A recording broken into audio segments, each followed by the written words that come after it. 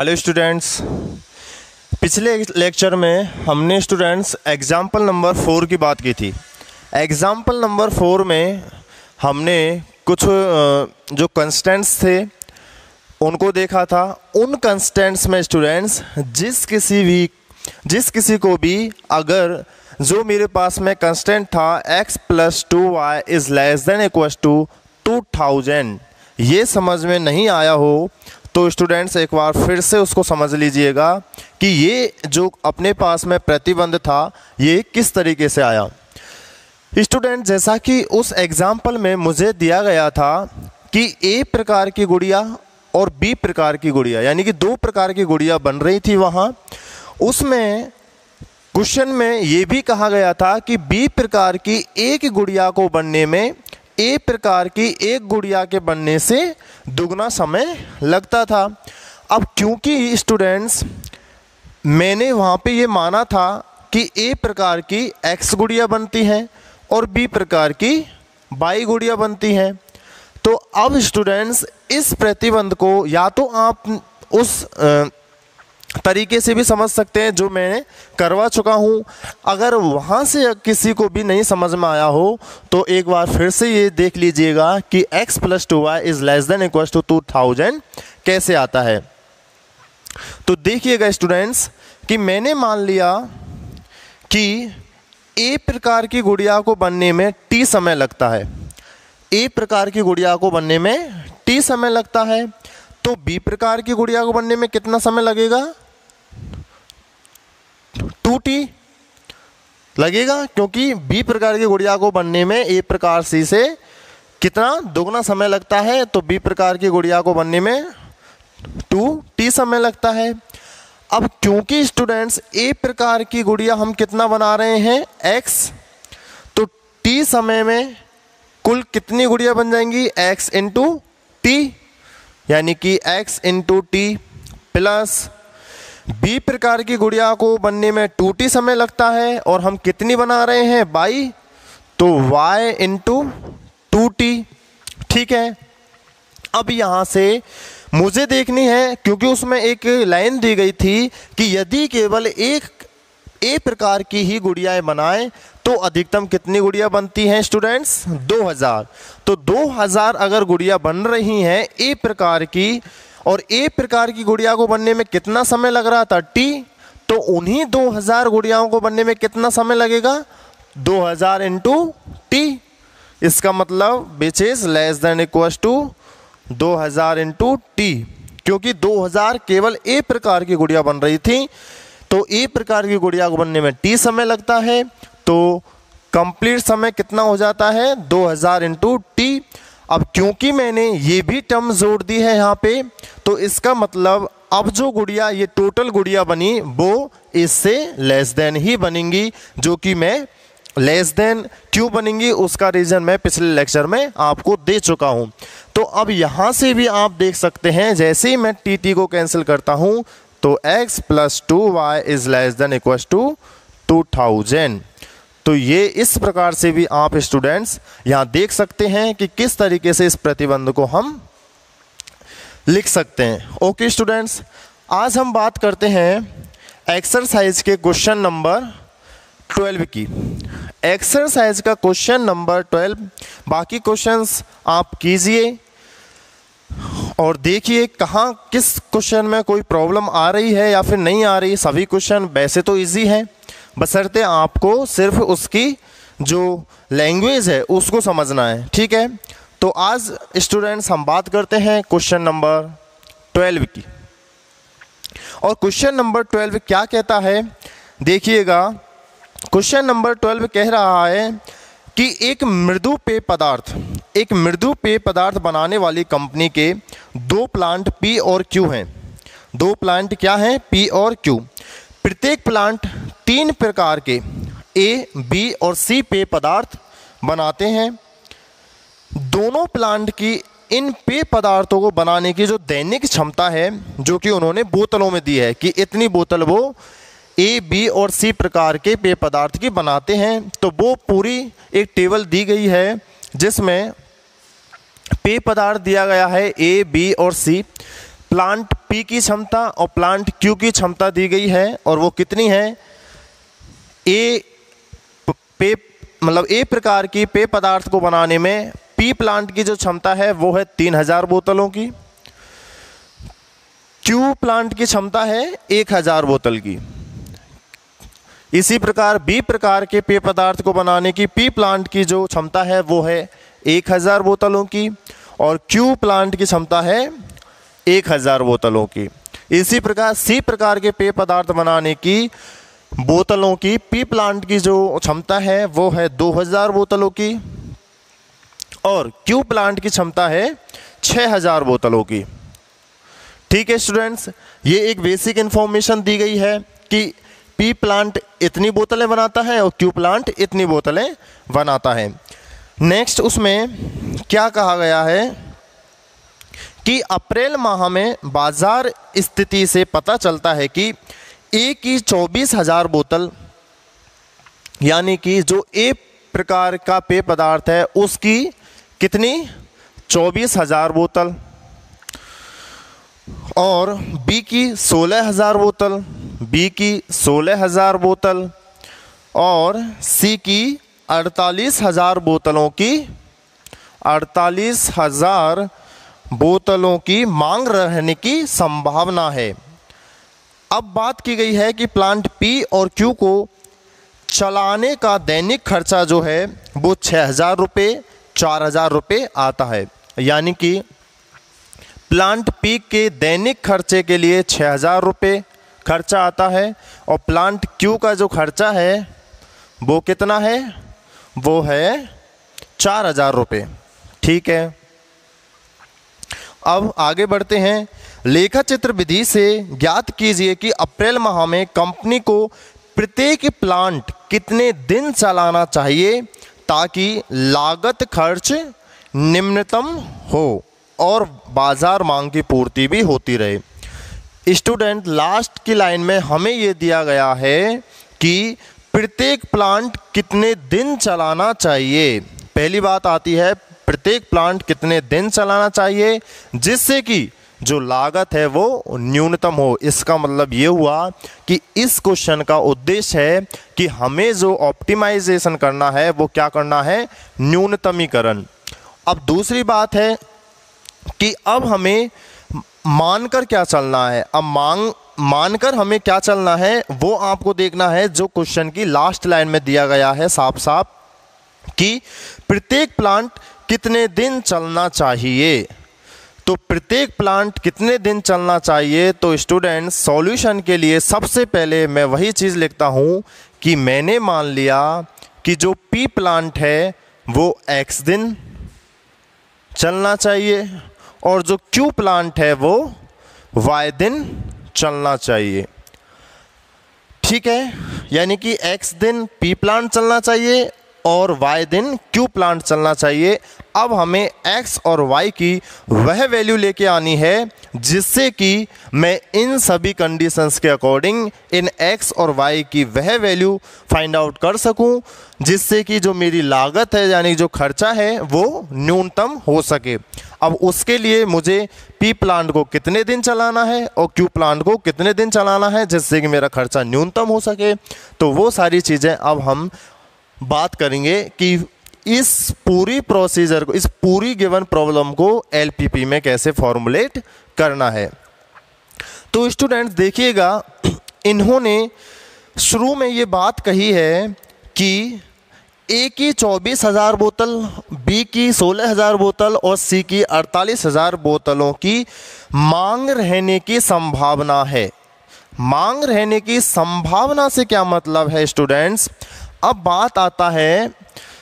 बात ये है कि अब जो मैं कंस्टेंट्स में जो भी मेरे प्रतिबंध है वहाँ ग्रेटर देन इक्वल्स टू का चिन्ह लगाता हूँ या फिर लेस देन इक्वल्स टू का चिन्ह लगाता हूँ।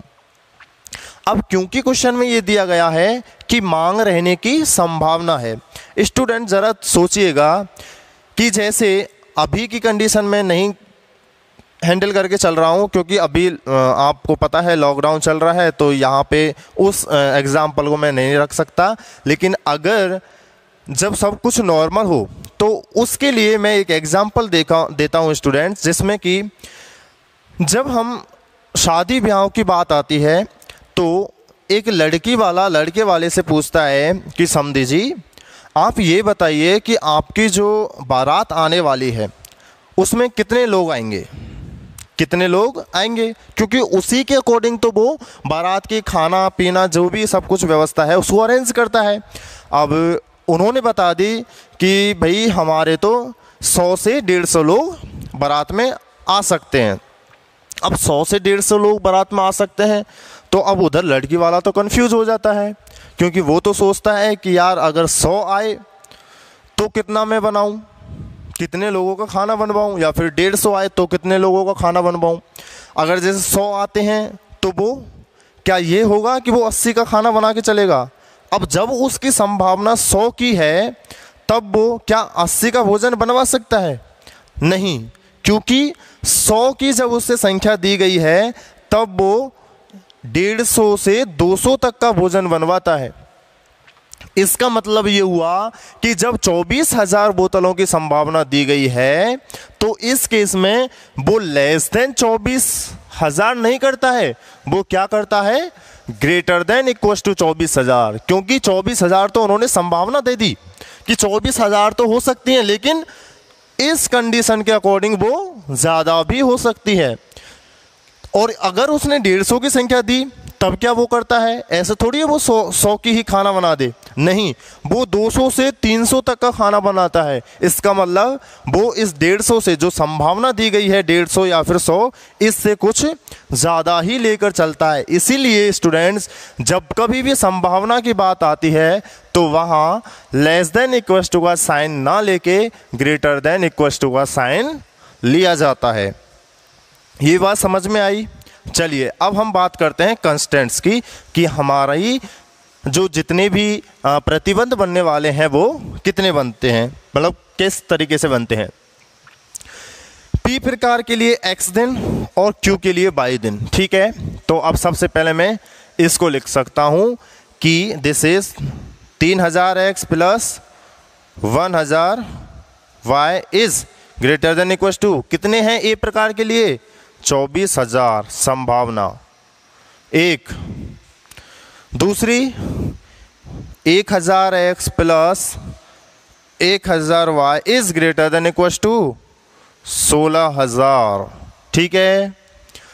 Same 2000x plus 6000y is greater than equal to 48,003। अब इससे पहले मैं बात करता हूं ऑब्जेक्टिव फंक्शन की, यानी कि उद्देश्य फलन की, जिसको मैं z से लिखता हूं, और वो क्या है, निम्नतमीकरण, क्योंकि हमें निम्नतम करना है, हमारा उद्देश्य कैसा है, निम्नतम का है। और उसमें क्या दे रखा है कि प्लांट P और Q को चलाने का जो दैनिक खर्चा है वो क्रम से 6,000 रुपये और 4,000 रुपये आता है। 6,000 रुपये और 4,000 रुपये आता है पर डे। तो कुल डे कितने माने थे हमने, x पी प्लांट के लिए x दिन माने थे हमने कुल, और पी प्लांट के लिए क्योंकि 6,000 आ रहा था, कितना आ रहा था, 6,000 रुपये पर डे खर्चा आ रहा था। तो इसका मतलब कितना खर्चा हो गया, 6,000 into x plus B plant के लिए यानी सॉरी क्यू प्लांट के लिए 4,000 रुपये का खर्चा आ रहा था एक दिन का, तो वाई दिन का 4,000 वाई। तो ये हो जाता है हमारा उद्देश्य फलन, और ये हो जाते हैं सब्जेक्ट टू कंस्टेंट्स अर्थात प्रतिबंध। अब बात करते हैं नॉन नेगेटिव रेस्ट्रिक्शन की, जो कि क्या होते हैं students, x greater than equal to 0 और y greater than equal to 0, क्योंकि x और y क्या है, दिनों की संख्या, और दिनों की संख्या कभी भी नेगेटिव नहीं हो सकती। तो स्टूडेंट्स ये हुआ हमारा कंप्लीट एलपीपी का फॉर्मूलेशन। ये पूरी बन जाती है लीनियर प्रोग्रामिंग प्रॉब्लम, रैखिक प्रोग्रामन समस्याएं। अब इसको हमें आलेखी विधि से हल करना है। तो आलेखी विधि से हल करने के लिए मैं क्या करता हूं, आलेख ड्रॉ करना है। अब बात करता हूं आलेखी विधि। आलेखी विधि में क्या हो जाता है, वही सबसे पहले एक्स एक्सिस और वाई एक्सिस ड्रॉ करते हैं एंड नाउ दिस इज ओ 0,0। ठीक है, अब बात करते हैं इन प्रतिबंधों की। इन प्रतिबंधों से हमें क्या निकालना है स्टूडेंट्स, पॉइंट्स निकालने हैं। इस लाइन के करस्पॉन्डेंस कौन कौन से पॉइंट होंगे, इसके करस्पॉन्डेंस कौन से पॉइंट होंगे और इसके करस्पॉन्डेंस कौन से पॉइंट होंगे, वो देख लेते हैं। तो एक समीकरण एक से सबसे पहले इसको समीकरणों में चेंज कर लेते हैं, विच इज, इसको मैं लिख सकता हूँ क्या, 3x + y is greater than equals to 24।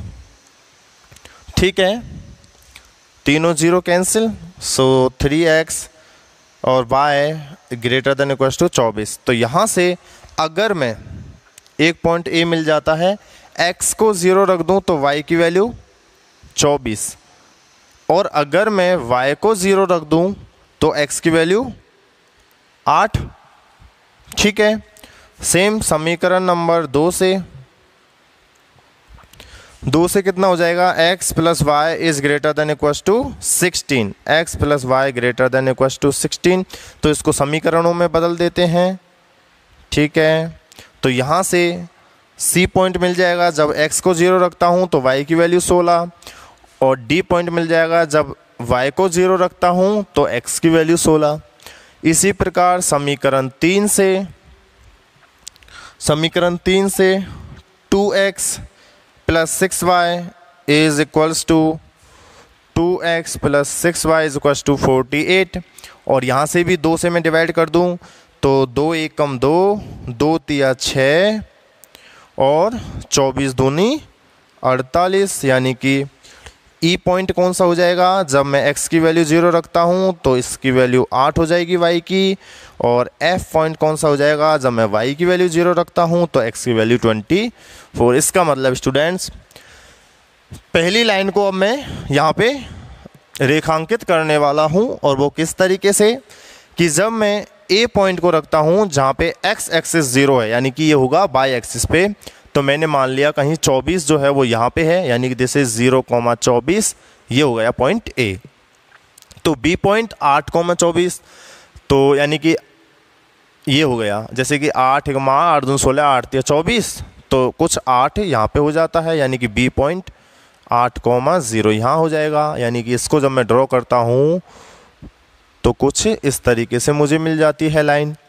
Okay students, now ये हो जाती है। अब यहाँ पे मैं लिख लेता हूँ इस लाइन को, जो कि क्या है, 3x + y = 24।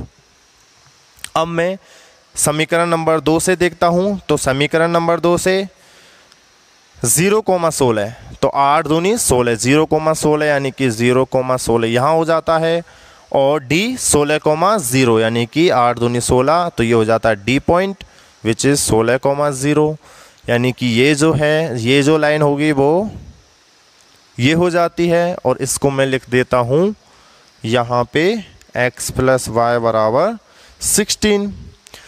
Now E point 0,8, 0,8, x axis 0, x coordinate 0 और y 8, तो 0,8 E पॉइंट, और 24 यानी कि 8 दूनी 16, 8 × 3 = 24 कहीं यहाँ पे, विच इज़ F 24,0।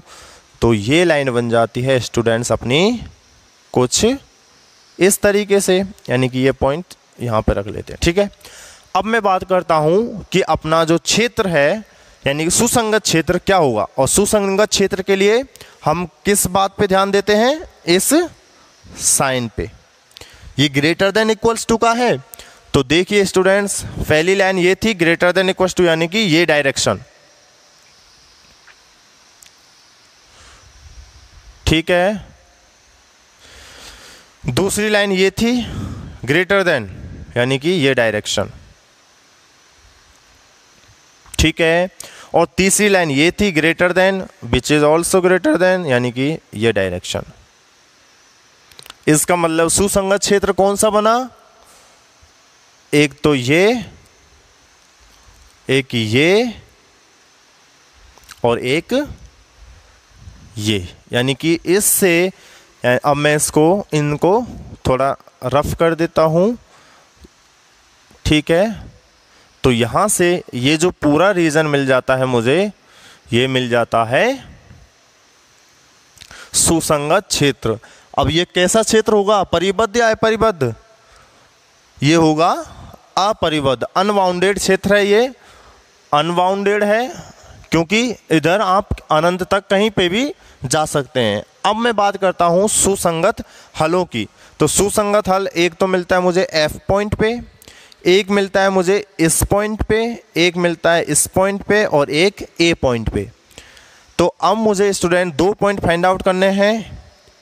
F तक हो गया था, इसको G नाम दे दूं, इसको H नाम दे दूं, यानी कि G और H मुझे फाइंड आउट करने हैं।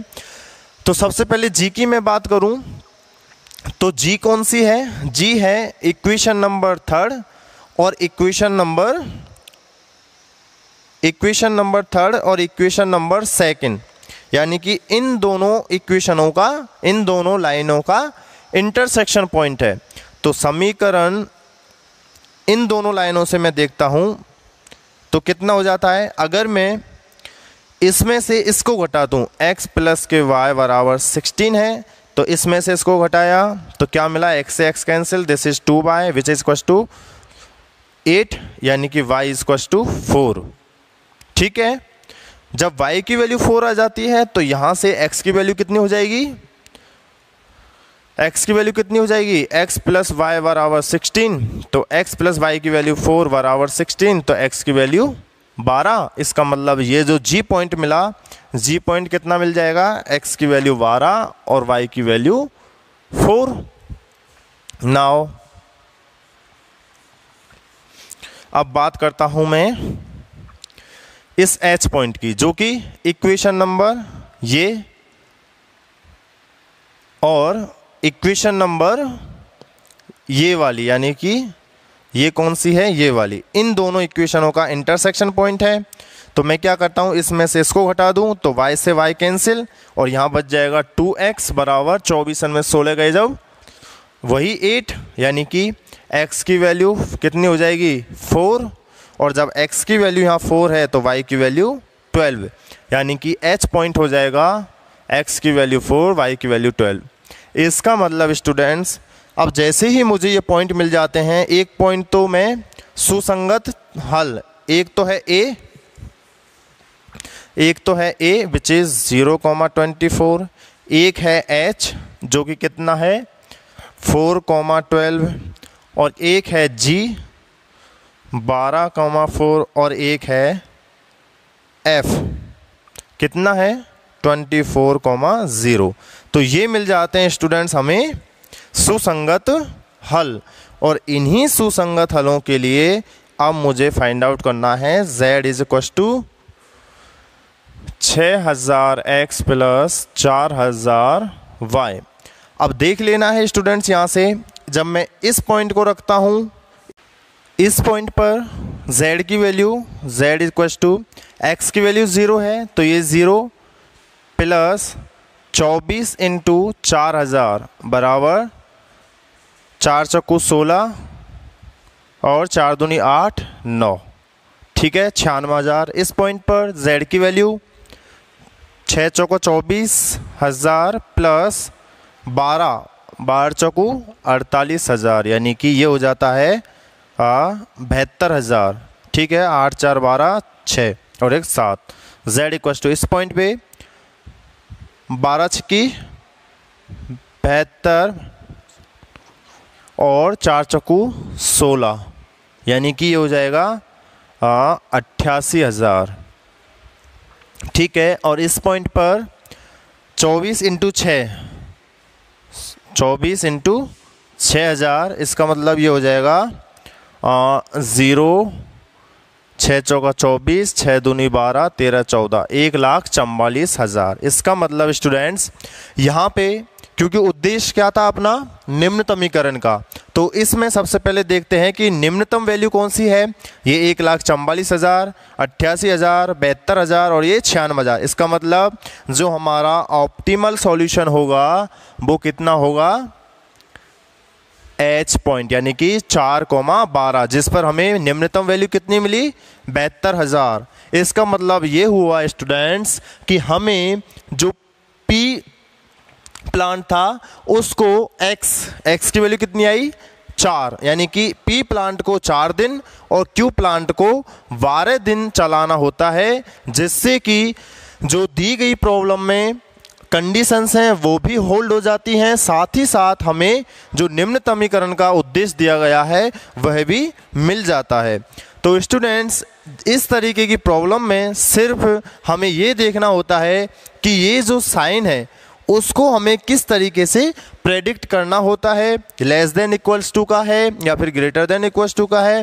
तो उसके लिए मेन बात यही है कि आपको क्वेश्चन की लैंग्वेज को समझना है। अगर क्वेश्चन की लैंग्वेज कहीं पे भी आप नहीं समझ पाते हैं, इसका मतलब एलपीपी को आप मैथमेटिकली फॉर्मुलेट नहीं कर पाते हैं, और अगर मैथमेटिकली फॉर्मुलेशन गलत हो गया इसका मतलब आलेखी विधि भी फिर गलत हो जाती है, क्योंकि उसके अकॉर्डिंग ये जो रीज़न है जो आपको सुसंगत क्षेत्र मिला ये कब मिलता है, जब आपके पास में ये जो साइन है वो सही से आपने प्रेडिक्ट किए हुए हो। अदरवाइज अगर ये इनमें कहीं पे भी मिस्टेक हुई इसका मतलब आपका फिजिबल जो रीजन है सुसंगत क्षेत्र है वो चेंज हो जाता है, और उसके अकॉर्डिंग जो सुसंगत हल हैं वो भी चेंज हो जाते हैं। तो स्टूडेंट्स आगे आप एक्सरसाइज के जितने भी क्वेश्चंस हैं उनको करने की कोशिश कीजिए। बाकी हम नेक्स्ट लेक्चर में मिलते हैं। Thank you.